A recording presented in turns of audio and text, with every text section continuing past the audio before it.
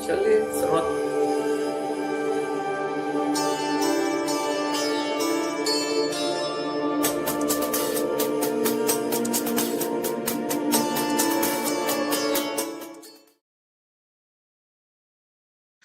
नमस्कार, स्वागत है आप सभी का एग्री कनेक्ट में। और आज हमारे साथ डॉक्टर वीवी मेहता हैं, सॉल्वेंट एक्सट्रैक्टर एसोसिएशन के एग्जीक्यूटिव डायरेक्टर है। बहुत बहुत शुक्रिया सर, आपने वक्त निकाला, इसके लिए धन्यवाद। सर, मार्च के इंपोर्ट के नंबर आ चुके हैं, आपने शेयर भी किया है, और इस नंबर को देख के ऐसा लग रहा है कि यहाँ पे मंथ ऑन मंथ बेसिस पे तो यहाँ पे गिरावट आ रही है इंपोर्ट में, लेकिन सालाना आधार पे अभी भी ग्रोथ दिख रही है। ओवरऑल ट्रेंड क्या दिख रहा है सर? एडिबल ऑयल इंपोर्ट के नंबर्स क्या संकेत दे रहे हैं? ये थोड़ा मेरे लिए भी सरप्राइज है, जितनी हाई प्राइस है आज उसके वजह से थोड़ी डिमांड में स्क्वीज होनी थी, पर फिर भी आज डिमांड में स्क्वीज नहीं हुआ है। 8% की ग्रोथ दिखा रही है जो compare to last year. Of course March में गिरावट है, पर लास्ट ईयर का आप देखिए टोटल ये साल का जो इंपोर्ट हुआ है 865.7 लाख वर्सेस लास्ट ईयर 60.96, तो 8% की बढ़ोतरी हुई है। क्योंकि प्राइस इतनी ऊपर गई है फिर भी बढ़ोतरी हुई। दूसरा जो हुआ है कि भी मार्च महीने में जैसे वॉर चालू हो गया, फिर भी आज जो होरेका सेगमेंट में कंजप्शन नीचे गिरा था, फिर भी इंपोर्ट बढ़ा है। तो ओवरऑल ऐसा लग रहा है कि जो हमारा जो इंपोर्ट है वो बढ़ रहा है लिटिल बिट, मगर क्या ओवरऑल कंजम्पशन जो है 2 से 3% बढ़ रहा है हर साल। और हमारी जो आज कंजम्पशन की पैटर्न है 260 लाख के करीब पहुंचा है, और उसमें से आप 10 से 11 मिलियन 110 लाख तक लोकल है और 150-160 लाख टन इंपोर्ट कर रहा है। इंपोर्ट वेराइज होता है कि लास्ट ईयर अपना क्रॉप अच्छा था, इसके लिए थोड़ा इंपोर्ट में ब्रेक लगा था, मगर जितना कम होना चाहिए कम नहीं हो रहा है। जितना बढ़ोतरी होती है इतना अपना डिमांड बढ़ रही है, क्योंकि हर साल हम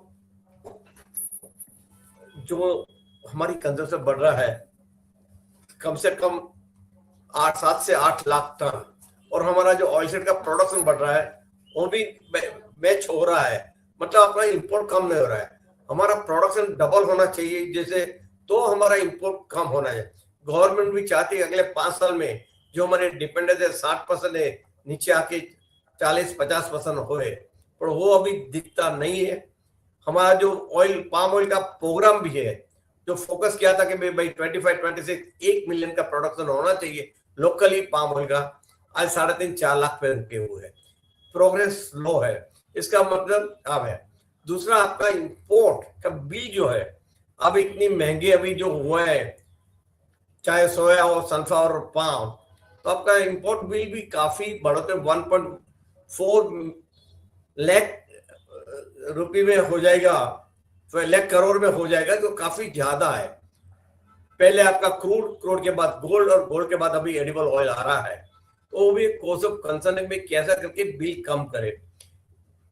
हाँ जी, ओके, बिल्कुल सही कहा आपने कि उम्मीद की जा रही थी कि यहाँ पर सरकार की तरफ से कुछ उत्पादन, जिस तरह की कोशिश हो रही है कि उत्पादन कुछ बढ़ेंगे, इंपोर्ट पे निर्भरता घटेगी, लेकिन वो अभी बैक सीटेड ही दिख रही है।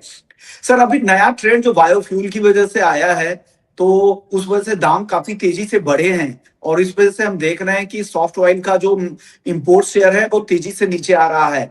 आगे के ट्रेंड को लेकर क्या संकेत दिख रहे हैं? आपको क्या लग रहा है, क्या यही ट्रेंड चलेगा? पाम के इंपोर्ट ज्यादा रहेंगे आने वाले समय में, या इंडोनेशिया भी जिस तरह से जुलाई से 50% वो मैंडेट उन लोगों ने भी करने जा रहे हैं, और वहां पे बायोफ्यूल ब्लेंडिंग में उनका 50% तक ब्लेंडिंग होगी पाम की, तो उसके बाद का स्ट्रक्चर कैसा दिख रहा है आपको? क्या फिर नया ट्रेंड इमर्ज हो सकता है? आपने 2 क्वेश्चन पूछे, पहले क्वेश्चन जवाब दो। जहां तक की बल्कि बायोडीजल की डिमांड है, world produce about 272 million ton of vegetable oil, उसमें से कम 70 to 72 million is being used for biodiesel. तो लिटरली 25% ऑफ बायोडीजल में चला जाए, और फूड टू द फ्यूल में जा रहा है। अभी जो यूएसए की पॉलिसी आ रही है कि ज्यादा से सोयाबीन ऑयल को बायोडीजल में कन्वर्ट करे, तो आज इंडोनेशिया फिर भी 40 से 50 पहली जुलाई से करना चाहिए। क्यों? जब $60 था क्रूड था, तो उसमें सेंस नहीं, देयर नो सेंस कि भाई आप क्रूड ऑयल लेके उसका बायोडीजल बनाए। पर जब भी 105 $110 पे जब भी क्रूड का भाव है, तो it make sense to make more biodiesel vegetable oil. That's the reason जो पहले इंडोनेशिया का डिसीजन नहीं लिया था कि 50 करे नहीं करे, अभी सडनली दे सेड कि विल मेक द 50% बायोडीजल। इसका मतलब 2 मिलियन और तेल आपका फूड टेक फ्यूल में चला जाएगा। और हर साल आपको जो वर्ल्ड के अगर कहते हैं 2 से 3% की बढ़ोतरी हो रही है खाने के तेल में।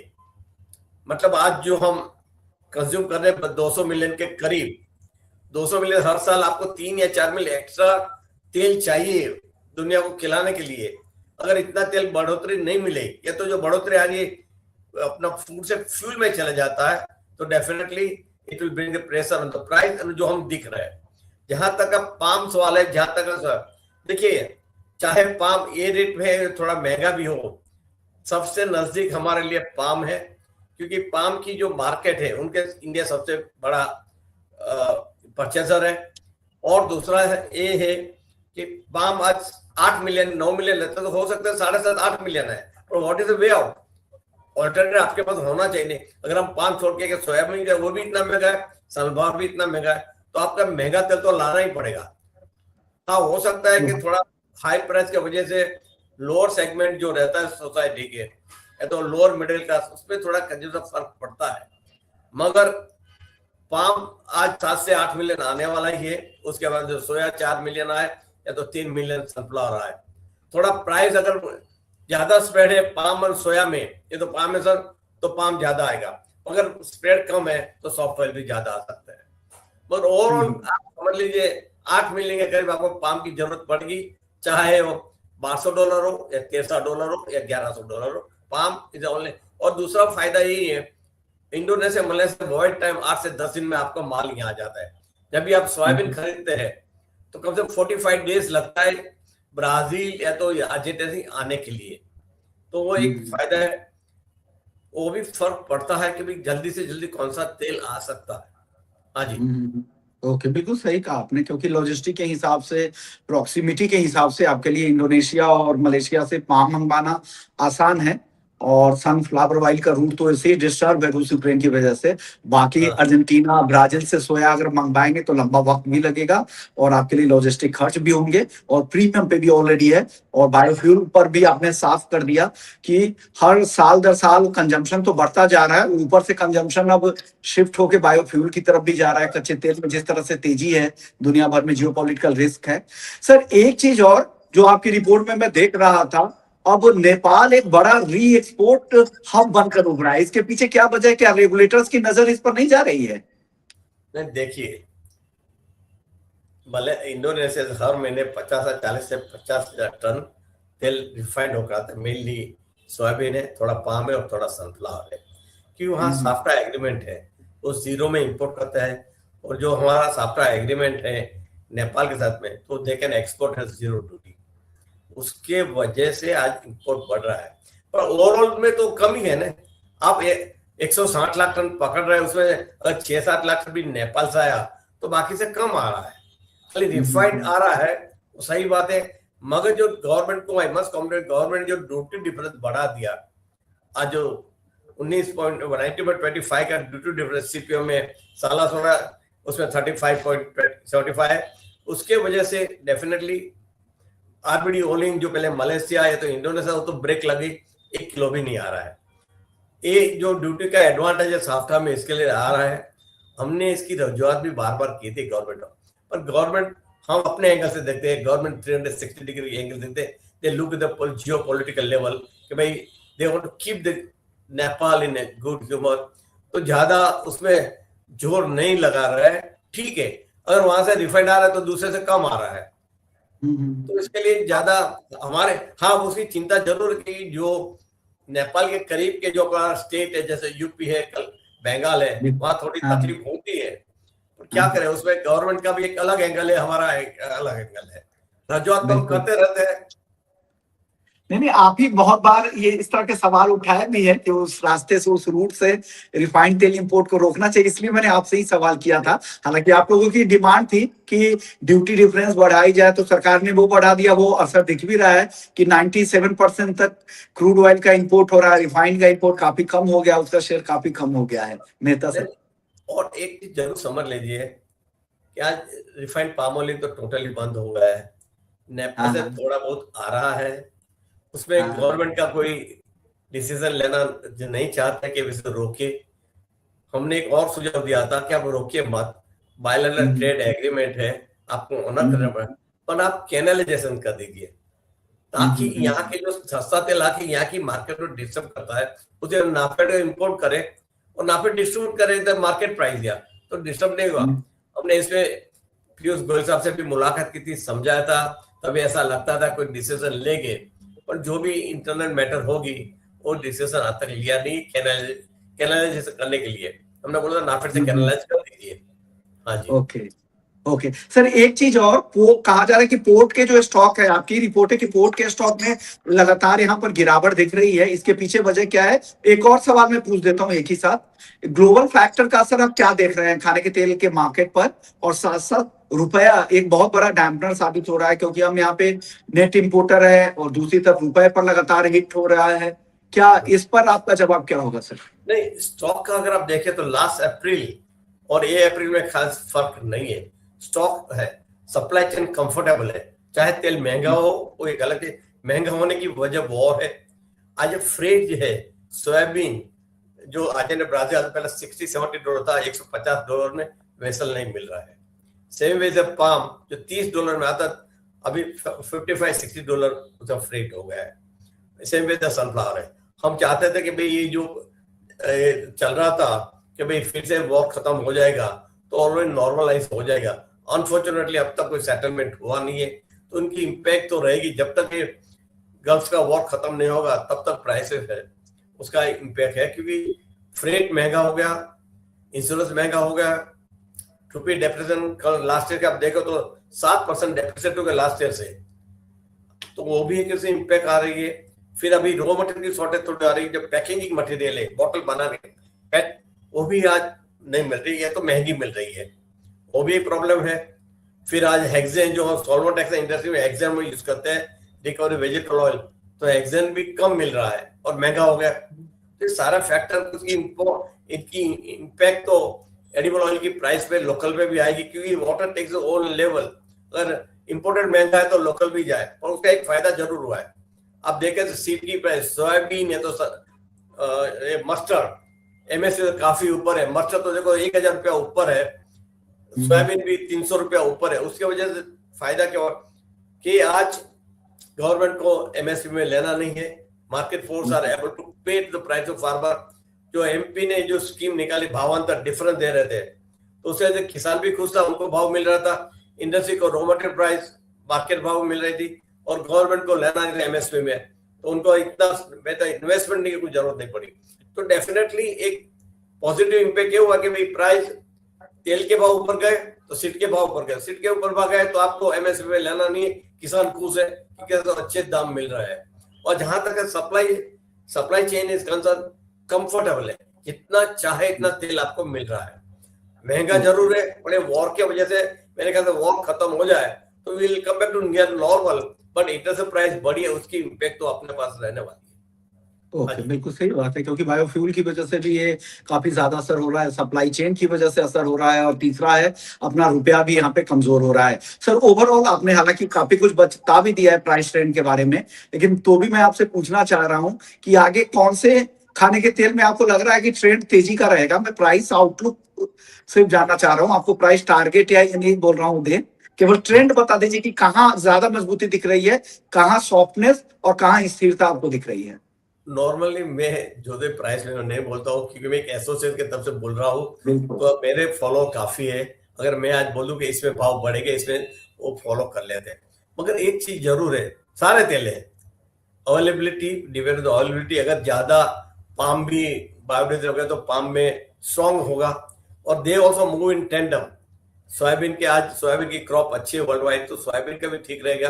सनफ्लावर यस, उसका क्रॉप नीचे तो सनफ्लावर तेज रहेगा। आप भी देखो, एक साल पहले भी 1400 था वॉर के पहले, आज $1440 है सनफ्लावर का, क्योंकि सनफ्लावर क्रॉप ओवरऑल कम है। जहां तक पाम और सोया कितना बायोडीजल में जा रहा है, उस पर उसके भाव डिसाइड करेंगे। आज यूएसए 6.5 मिलियन की बात कर रहा है, ये तो ये भी 50 की बात कर रहे हैं। अगर सप्लाई कम है तो प्राइस बढ़ने वाली है, चाहे पाम हो या तो सोया हो। सन डिफरेंट स्टोरी है, क्रॉप और कम है इसके वजह से और स्ट्रॉन्ग है। ओके, चलिए, तो ये पूरा ट्रेंड आपने समझा दिया और मार्केट की स्थिति भी बता दी। आखिरी सवाल सर, सनफ्लावर को लेकर बता दीजिए, वहां से क्या स्थिति है, वहां कुछ सुधार दिख रहे हैं क्या? वो उसका इंपोर्ट शेयर बढ़ेगा क्या आगे? सनफ्लावर एक एक्सेप्टेड ऑयल है, अच्छी तरह से अपने कंज्यूमर पसंद भी करते हैं, और आज इंपोर्ट भी ठीक है। मगर जो अभी आ रहा है मेनली रशिया से आ रहा है, उसके बाद में इस खासकर यूक्रेन के वाया ओके आ रहा है। अभी कोई रूट में कोई तकलीफ नहीं है, ऑलमोस्ट वहां से नहीं आ रहा है उस, तो उसका कोई तकलीफ नहीं है। पर जहां तक sunflower, again I repeat, sunflower एक ऐसा तेल है, कंज्यूमर उनका प्रेफरेंस है, गोल्डन येलो कलर है, they don't mind to pay little high price. जो रेगुलर सनफ्लावर का कंज्यूमर है वो यूज करते रहेंगे। हाँ, होरेका सेगमेंट में they move from one oil to other. आज पाम सस्ता है तो होरेका जो पाम यूज करेगा, कल सनफ्लावर सस्ता होगा तो सनफ्लावर के। आपने देखा 2 साल पहले सनफ्लावर जब भी पाम से सस्ता हो गया तो सारे होरेका वाले पाम से सनफ्लावर में चले गए। फिर again they are using palm, they are using cottonseed oil, they are using rice bran oil use करते हैं। तो स्विचेबल है, ये डिफरेंट है कि आप बोले कौन सा तेल price, India is very sensitive price and consumer is sensitive है, तो उसके वजह से जो तेल सस्ता है तीनों में उसकी डिमांड रहने वाली है, होरेका सेगमेंट में और लोअर सेगमेंट। अगर आप मेरे को पूछो तो मैं जो तेल खाता हूँ वही खाने वाला हूँ, चाहे 10 रुपए महंगा भी हो जाए तो मैं वही तेल, आज मैं राइस बर्न ऑयल यूज कर रहा हूँ परसों से, तो मैं राइस बर्न ऑयल ही खाने वाला हूँ, चाहे वो 10 रुपए महंगा हो जाए। मेरे लिए राइस बर्न महंगाई के वो सवाल नहीं, मेरे लिए टेस्ट है, मेरे लिए मेरी हेल्थ है। तो मेरे को ऐसा लगता है राइस बर्न ऑयल अच्छे तेल है, मेरी हेल्थ के लिए अच्छा है, मेरी फैमिली के अच्छा है, विल कंटिन्यू कर दो। I can affordability. अगर आप लोअर स्टेट में है तो उसको, वो बेचारा को क्या है, कोई जो एक लिमिटेड बजट है तो naturally they will move from सस्ता तेल में जाएगी, वो अलग चीज है। जैसे upper class, middle class, upper class वो है, वो तो they go with but that is a home consumption. आज अगर हम हर महीने 22 से 23 लाख टन कंज्यूम कर रहे हैं, उसमें 8 लाख टन तो हम होरेका सेगमेंट खा रहे हैं, 1/3 बात है इंडस्ट्री वाले, बाकी जो डायरेक्ट कंजम्पशन है उसमें हम आते हैं, तो वहां तो फर्क पड़ने वाला है थोड़ा। बिल्कुल सही बात है। और आप तो प्राइस सेंसिटिव वाले ये से दूर हैं आप, हमारा मार्केट प्राइस सेंसिटिव है, हम तो यहाँ पे डिस्काउंट देख के ही लेते हैं, जहाँ पे हेवी डिस्काउंट हो वही माल उठाते हैं, लेकिन वो स्थिति आपके साथ नहीं है। लेकिन हिंदुस्तान इतना बड़ा है, जैसा आप कह रहे हैं, हर तरह के लोग हैं, विविधता है, तो वो अपने हिसाब से, पॉकेट के हिसाब से लेते हैं, और इम्पोर्ट पर भी वही जैसा दिखता है, डिमांड भी उसी हिसाब से बढ़ जाती है। सर, एक दर्शक है आपसे पूछ रहे हैं कि सरसों तेल का भविष्य कैसा दिख रहा है यहाँ से? सरसों का देखिए, एंटायर नॉर्दर्न इंडिया और ईस्टर्न इंडिया में सरसों का यूज हो रहा है। इस साल क्रॉप भी अच्छा है, 120 लाख के करीब है। आज सरसों का दाम 7,200 तक है। सरसों तेल भी काफी ऊपर चल रहा है, क्योंकि बाकी के तेल महंगा हुआ तो सरसों भी महंगी हुआ है। बट सरसों का एक टेस्ट है, इसके लिए सारे नॉर्थ में और ईस्टर्न में तो सरसों है, तो सरसों अच्छी रहेगी, कोई इसमें ये नहीं है। हाँ, इंटरनेट प्राइस में मंदी आई तो आपका सरसों में मंदी आता है, पर वो दिखता नहीं है। अभी जैसे इंटरनेट मार्केट चल रही है, ऊपर ही जा रही है, तो सरसों भी ऊपर ही रहेगी। बिल्कुल सही बात है। और सरसों की सप्लाई बेहतर थी, जैसा आपने कहा, उसी वजह से बाकी जो मंथ ऑन मंथ बेसिस पे थोड़े आपको इंपोर्ट कम होते दिखे हैं, लेकिन ओवरऑल आपने पूरा ट्रेंड समझा दिया, क्या इंपोर्ट के नंबर्स है, आगे का ट्रेंड क्या दिख रहा है, भाव से लेकर डिमांड सप्लाई सब कुछ आपने डायनेमिक बता दिया। इसके लिए बहुत बहुत शुक्रिया। सर, आप ब्रॉडबैंड थोड़ी कमजोर आपकी लग रही थी यहाँ पे, इस वजह से, हालांकि ऑडियो काफी क्लियर था, विजुअल्स रुक रुक के आ रहे थे, लेकिन ऑडियो अच्छे थे, इस वजह से लोगों को जानने में, समझने में कोई दिक्कत नहीं। बहुत बहुत शुक्रिया करेंगे आपका, आपने वक्त निकाला, हमारे दर्शकों को गाइड किया, इसलिए नमस्कार आपको sir. My pleasure. Okay, thank you so much. चलिए, इसी नोट पर इस शो को यहीं खत्म करेंगे। बाकी अपडेट्स के लिए आप हमारे प्लेटफॉर्म पे बने रहिए।